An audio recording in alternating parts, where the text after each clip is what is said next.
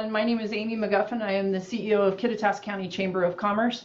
And today we are doing our On Point webinar with Executive Director of Ellensburg Downtown Association, Brenda DeVore. Thank you, Brenda, for joining us. Thank you for having us.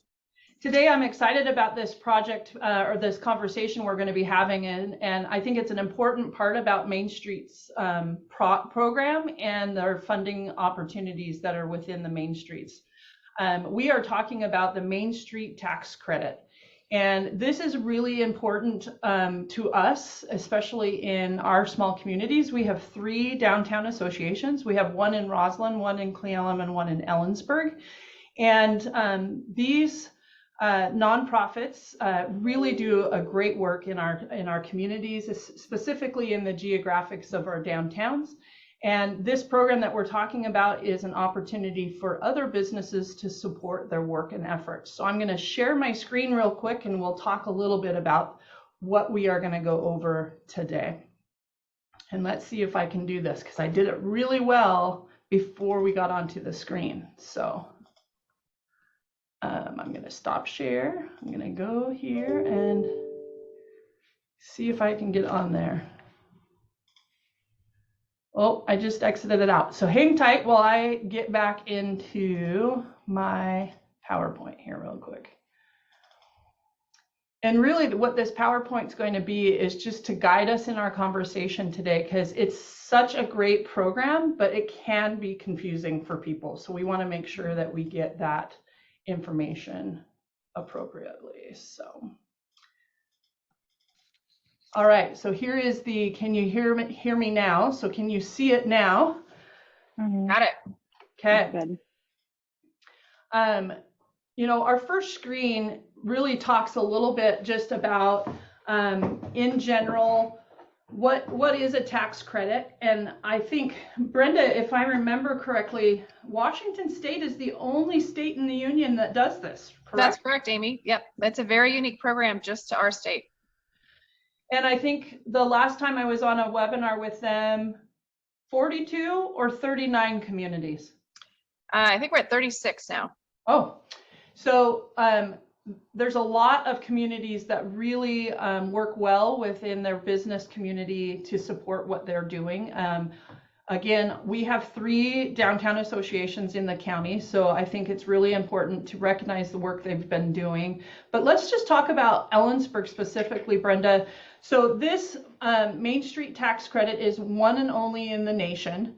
It is allowing businesses that pay B&O tax to designate their portion of B&O taxes specifically to their community, correct? Correct, yes. They can direct their taxes instead of to Olympia, they can direct them directly into their downtown through this tax credit program.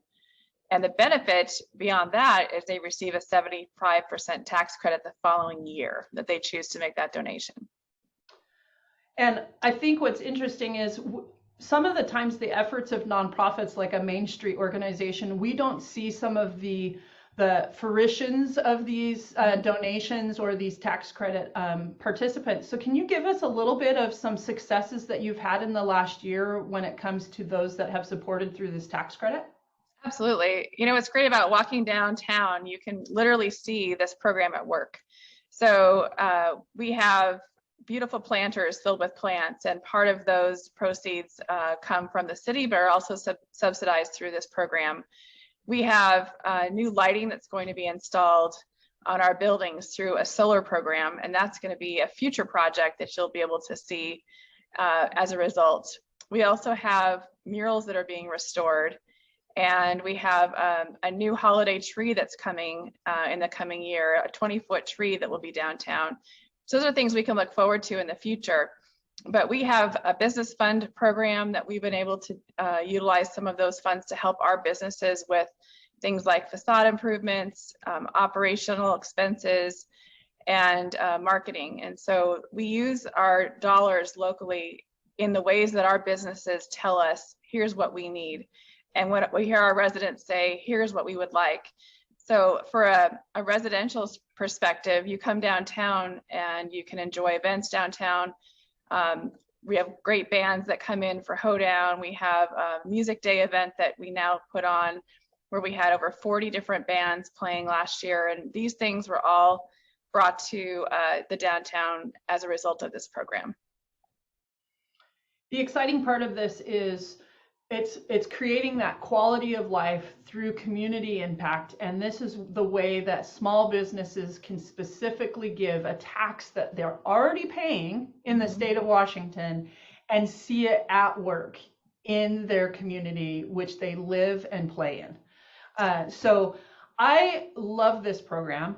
Because it's the one and only, so it sets us uniquely apart than anybody else, but it really gets it down to the use that is put to our communities. And so again, this is a tax that you as a business would already be paying. And so you may be asking yourself, well, how do I participate? So Brenda, I put a couple slides together to kind of answer those questions. So help me as we go along, but I think this is some slides that we can share that hopefully will resonate.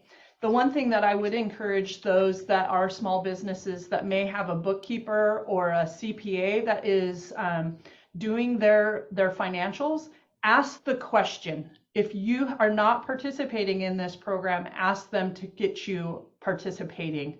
And you may not have a CPA that is aware of this program, and this is why we're doing this event today, is just to educate people so they can ask the questions and that they can have the answers along with it. So as a business, you should have a Department of Revenue account, which we call it a SAW account. And as you can see about midway, this is where you would enter in your SAW user ID and your password. Then you would go into your more excise tax options. This is in the excise tax account. And at that time, you'll see down in below right-hand corner, that's where it will kind of sit in your account section. So you'd want to go to the more excise tax options. At that time, you're going to manage the tax credit. And so this is something that you would want to make sure if you don't see it listed, there is the Department of Revenue phone number. Please don't call the downtown associations. This is something that you're going to have to go through the Department of Revenue to get set up if you're not seeing this already on your account. So we will share these slides along with the recording, but this is a good number to reference to help get that listed in there. So let's just assume that you have the manage or apply for the tax credit. So you're going to click onto that option. And it's going to put you into this page. It will have the Main Street credit application, and you'd want to add the Main Street application to your account. Once you do that, it will give you all of those 36 communities in which you can choose. And Brenda, I know we're here to educate people to support our local downtown associations, but I'll tell you what, if there's a large corporation watching this and they're from California, Texas, but they do business in Washington, please support as many of these Main Street organizations that your business does business in Washington state with. It helps every single one of them. We're just going to be the speakers of Roslyn, Cle Elum, and Ellensburg. So we would love all the support we can get for those Main Streets. That's a good point, Amy, because a business can choose more than one Main Street organization to support in the same year. And we see that a lot.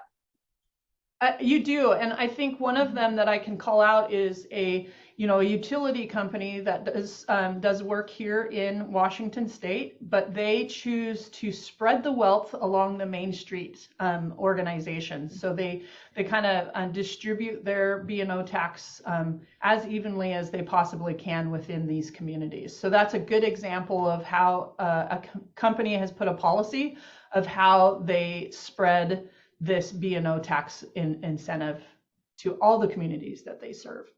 Yeah, I think some of the thinking behind that is, they want to invest in the community where their employees live, work, and play. Mm-hmm. So even if the company is not based out of Ellensburg, for instance, their employees might be there, and that's where they want to invest their dollars. Absolutely. I think it's that discussion of quality of life again, Brenda, right? It's Yep. live, work, and play. And I think that's a real big economic driver for us because quality of life usually is the number one reason somebody will relocate to a community, which is what these efforts and these funds are used for, is to make a inviting downtown and community impact events. So I think it's excellent. So you will see the organization listed. Conveniently enough on this slide, we have Cle Elum Downtown Association for an example. So let's say you choose to contribute to Cle Elum Downtown Association, you put in the amount in which you're going to put in that contribution amount. Once that is placed in there, what is the date again? Is it the April 1st is the deadline, the official deadline? Brenda? Well, for the first round that opened up on January 9th, it ends on March 31st. That's the end of the first round. And then it opens up again on April 3rd. And what that means is the first round, the first quarter, each city is given an allotment of the total $5 million cap that the state provides. And then after that, after April 3rd, it's an open pool between all of the cities that you see listed here. So it's a first come, first serve. And our goal is to make sure that our cities are able to reach our cap of $213,333.33. In the past, we left 25 cents on the table. We left a little bit more on the table last year. So our goal is to capture all of that for this year. Excellent. Uh-oh. I think oh, there we go. And so once you choose the organization and how much you're going to contribute, it'll show the credit rate that you will be receiving. But what I wanted to point out with that is, Brendan mentioned this, it's the following year that you will see that tax credit come through.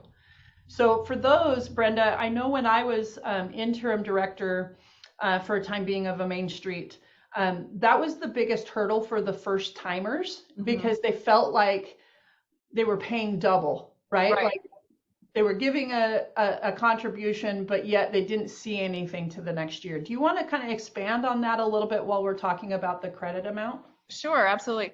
So your first year, it is almost like a double. You're paying your B&O tax as you normally would, and then you're going to choose another contribution donation to your local downtown association.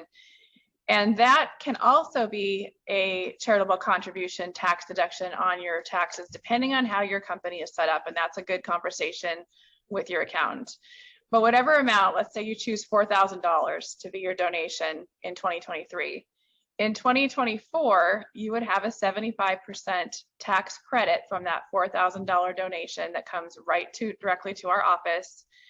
And that would be, for instance, a $3,000 credit on your 2024 tax bill, which you will see in your excise tax account. So you would have to watch and maintain that in your SAW account because there's some parts of the Department of Revenue that you will start seeing that come through that SAW account. So management of those funds really needs to be through your unique account for sure. And one thing to note too, Amy, is that a company can choose to make that one-time donation in the first quarter, but then they can also manage it throughout the year. They can make multiple donations and they can pay as they go, or they can choose to pay at the end of the year, which is November 15th is our goal this year. You can pay into December, but we just try and wrap it up before the holidays if possible. And so Brenda, not speaking for the other downtown associations here in Kittitas County, but do you guys send out like an invoice as a reminder, or how do you manage that with those that want to contribute to this? Good question. So once they have gone through this process of contributing their pledge amount, our Main Street organization gets notified from the Department of Revenue, and then they send us a really lovely email saying, guess what, you have this business that's chosen to invest in their downtown and keep their tax dollars local. And we celebrate here and create an invoice and send that directly to them, and then they can send their cash check, whatever they would like to do payment wise, back to us. And what that does is it gets them notoriety on our website. It also, we will mention them at every event that we do. So they are going to be seen in our community as a downtown supporter of this program in many different ways. In addition, they can come to our merchant gatherings and have input onto how they'd like to see their tax dollars utilized. They also will be celebrated at our annual meeting, and they will receive updates throughout the year on how our program monies are being used to improve and do programming in our downtown.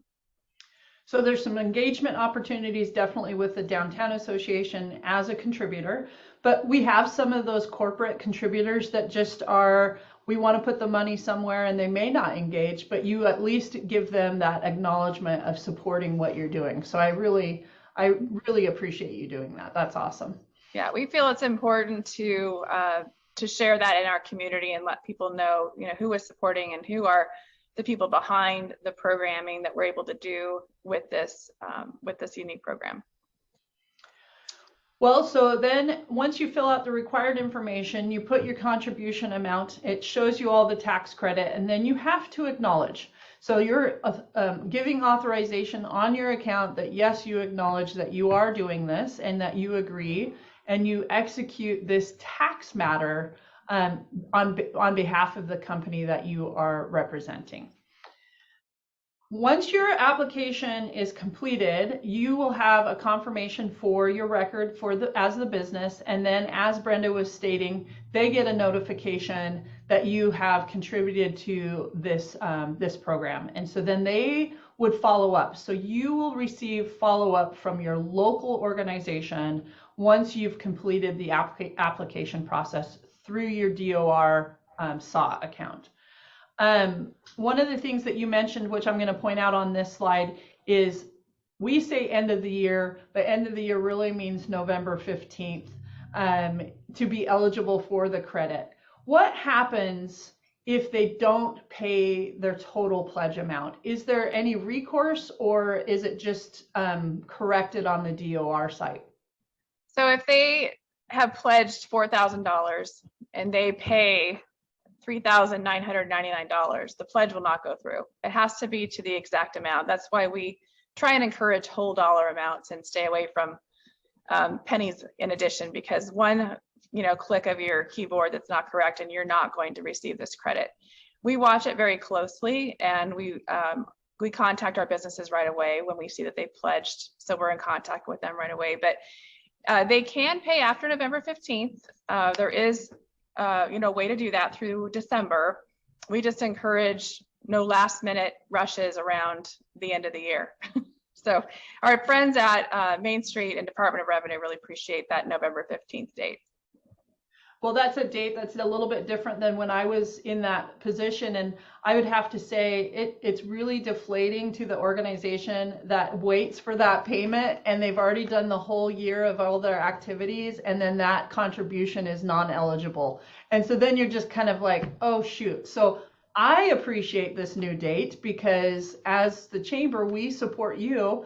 And so now we're just going to hit everybody with November 15th, November 15th. And so hopefully you won't have any late minute, last minute or non-payment, because it does really mean a lot to your efforts for sure. It sure does. And they, again, can pay throughout the year. So if you want to make multiple payments, you can do that. But we find most businesses have their cash flow in by the fourth quarter. And it's just a nice way for them to make that payment. I totally agree with you. And so I think one of the things to just kind of catch up a little bit, since we represent all three of the downtown associations today, there's businesses that pay into the B&O tax. And so you can go to the Washington State Department of Archaeology and Historic Preservation. That's the official website that this program lives under. And it will show businesses that are eligible because they're primarily businesses that pay B&O tax. But please, if you have any questions, don't hesitate to ask if you are a business that's able to do that, because you just may not be informed. So let us get you informed. And Brenda and her team would also be very helpful to try to find out those answers if that strikes some interest. So the other thing that I wanted to point out on this screen for sure is the PUT. We didn't talk about that through the screen, but it's very interesting. So B&O tax is a tax that businesses pay. And then PUT is public utility taxing authorities. Is that correct? Yes. Yep. And so we have an incredible example of a PUT within the 3 organizations in Kittitas County. The city of Cle Elum is a PUT, and they are a contributor to the Cle Elum Downtown Association. Does Ellensburg do that for you, Brenda? Not at this point, but we're looking into that with them. It's an excellent opportunity for sure, because what this does is it makes utility companies or utility organizations that are still eligible just as if it was a private B&O tax business. So this is a really good opportunity, and I look forward if I can help you with anything with the city, but I think you've got it handled. But another opportunity for people to contribute in regards to this fund. I believe this is my last screen, so we'll test it out, and then if so, I'll stop share here. It is. And so we kind of went over the general program. We went in how they log in, how they get in there, move forward with that. You gave some examples, Brenda. So let's go over timeline. Could you just do timeline one more time? So you're Sure. Almost ending round 1, and then go a little bit further in timeline. Yep. So March 31st is the end of round 1, and that is just our non-competitive period for fundraising through this program. And then we start April 3rd. So if you went on to the DOR to pledge between March 30, or let's say April 1st and April 2nd, I don't know, I've never had anyone do that, but I don't think it's open. I think you do have to go in on April 3rd, and then that is going to be open through the end of the year. So at that point, you can pledge all through the year. Again, that deadline for payment to our office, usually people will just send a check in the mail or walk one in, is November 15th. Again, we can work beyond that date, but that's our goal date. And if anyone has any additional questions, we have a 1-page how to pledge that Amy and Katie have, and it's also linked on our website under Invest in Your Community. So you can go right to our website, click to donate in 2023. It takes you right to the instructions, and the same PowerPoint slides that you just showed, Amy, are also in there as well.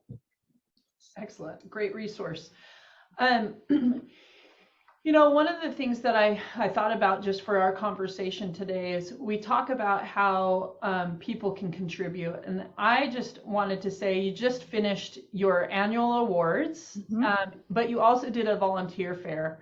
And I think this is now, what, the second year you've done that? So second year that we've done 2. We did 2 in 2022, and then we just kicked off this year with 1, and we'll do 1 again in the fall.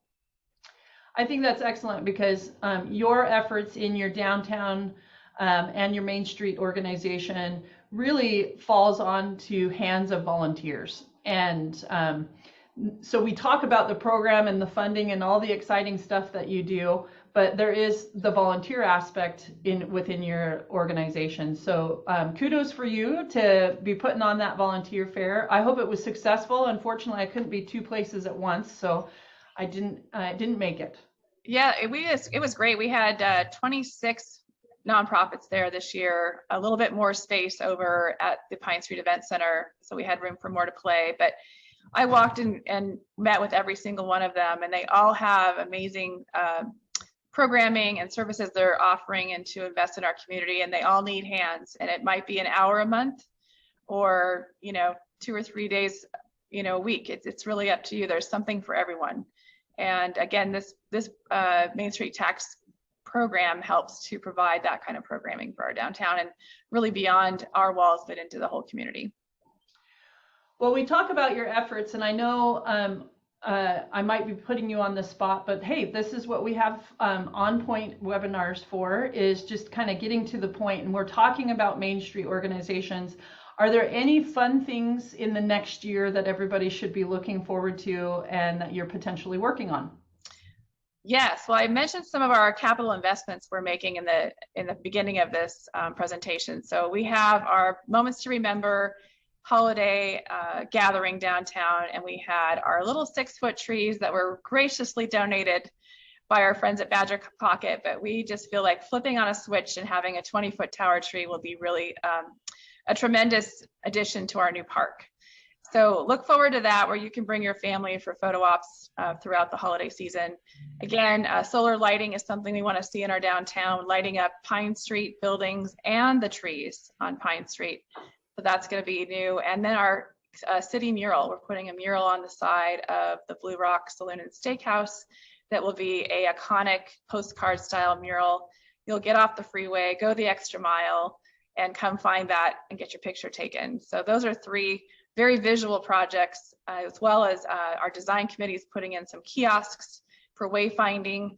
We know we're going to lose Rotary Pavilion for a few months, and so when people come downtown, they'll have a lovely kiosk they can approach and see where to eat, dine, services, events that are coming up. We are also partnering with our rodeo this year because we have a very special year, and you'll be seeing some incentives and some prizes that you will win at rodeo this year that will support local downtown businesses. And this is, again, a part of this program. So there's a long list of our 4 promotions, our 4 committees: promotions, outreach, economic vitality, and design. They have, I would say, at least 6 to 8 initiatives each that they're working on this year, funded by this program. So we're really excited for what this year brings. That's great. Thank you so much for that update. So it looks like we have an attendee that asked a question. So I'm going to read it out loud, and then we'll do our best together to answer the question. So I'll let you go at first crack of the question. So okay. Can you please clarify how we're talking about the first payment is like an additional payment? I want to make sure I can explain to clients if they are going to get an additional bill. I was under the impression that this was allocating the B&O funds that they are paying at the time. So year 1 is the only year that this applies, and that is you do your pay your B&O tax bill, and you choose an amount to donate into the Main Street Tax Credit Program. That's an additional check you're going to write. What that does, though, is it prepays your taxes for the following year. 75% of whatever that donation you made is what you're going to receive off of your tax bill. So the idea is you keep doing that every year, you keep getting that tax credit the following year. If you should stop the program, then yes, you would double pay again if you should start up again. So we have a legacy of businesses that have been with this program since it started. And every year they make the contribution, because every year, the next year, they're going to get that tax credit. And if there's specific questions that a company has, or somebody representing a company, we have Chase Johnson is our direct Department of Revenue contact, and on our website has his email and his phone number. And he's very reachable. You can give him a call and run any scenario by him. We have a lot of folks that check with him on specific questions. And then a good accountant that understands how your company is set up can help you decide if you have the ability to do a charitable contribution on that amount you're donating that first year, so that you're also getting able to claim that on your taxes. Well, I met Chase for the first time, and wow, he is just approachable, and it was great to have a conversation. They did not have that in the past, and so I think that's a great addition from the program. So I'm just going to clarify for myself, just in case our viewers didn't get it. So let's just use the $500 credit that we showed in the slide. So if you're a new person that you're contributing the $500, it'll show that you will receive the credit of $375 in 2024. But the bill will still be the full $500 that would come from Ellensburg Downtown Association, as an example. Yet when they get their excise bill from Department of Revenue, they still need to pay that bill as it is. That's correct, just on that first year. And so I think that's a really important clarification. So I appreciate that question. Sometimes we get so excited about this program and we forget about what it took to start. Like you said, you have those legacy businesses and they're just kind of on the automatic renewal. I always, and I'm always humbled if somebody corrects me. So correct me, Brenda, if I am wrong. But I always explain to a new business, if you've been in business and you are just participating in this new program, you probably have some historic data of what your average B&O tax payments were. So you could calculative risk taker type look at it and just say, if you spent $5,000 in the year and you're comfortable with a $2,500 starting contribution, you'll know that your total expense in that first year is $7,500. So if you look at it from that perspective on a budgeting standpoint, you know you will get that tax credit back so that you can continue doing that process. But from a first time budgeting, that's what I always recommended, was look at your historic financial information, do what you're comfortable. I just used the example of 50%, and then start the contribution through the Main Street tax credit. Exactly. Yep. That's well put. We have some companies that choose to put their toe in the water and do a small amount in the beginning. And by the time they get to the end of the year, they're like, okay, we had a fabulous year. We're going to contribute more so we can have a bigger tax savings the following year. And then that's when they might make a second or third pledge. We have other companies that say, I don't want to send any money next year to Olympia. I'm going to do the and then some so that my tax credit is zeroed out and I have basically the entire bill covered through this program. And that's just another way to look at it. Absolutely. And I think it's a win-win situation when they get to that point, because they're incentivizing the growth and the efforts of the downtown, but then they're also reaping the rewards through the tax credit program. So I think that's an excellent way to look at it. And again, we are just giving you this education. We recommend that you always finalize these thought processes with your bookkeeper or a trusted CPA.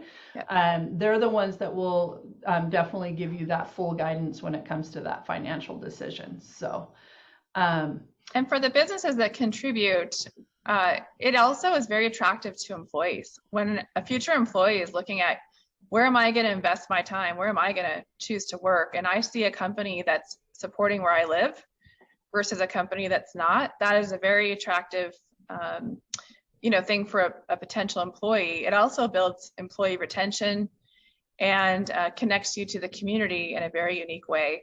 We have businesses that are busy. They don't have time to try and figure out how they want to participate in downtown or in their city. But this is an easy way to do it, and it's done for you. And then you can sit back and watch all the great things that are built based on your contribution. Absolutely.